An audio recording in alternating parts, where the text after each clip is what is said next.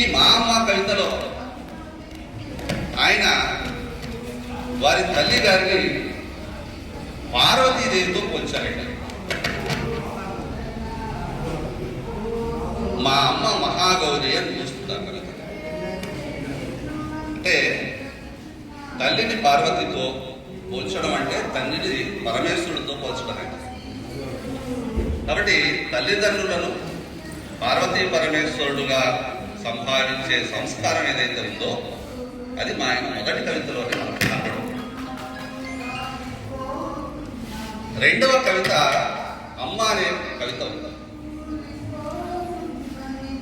వస్తువుల గురించి మాట్లాడటం కాదు, ఈ కవితలో ఉన్న నిర్మాణ విశేషాలు కూడా మనం చెప్పుకోవాలి. అందువల్ల నేను కవిత మొత్తం చదువుతాను, చిన్న కవితే వినండి. అమ్మ, నీకు ఎన్నడూ కృతజ్ఞతలు చెప్పలేదు కదా. అమ్మ, నీ ముందు కృతజ్ఞతలు కూడా చిన్నబోవును కదా. అమ్మా, ఏమని చెప్పి ఏమి చేసి నీ రుణం తీర్చుకోవాలి.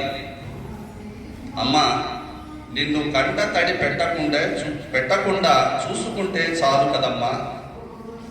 4 వాక్యం అమ్మ గురించి రాశాను ఈ కవిత.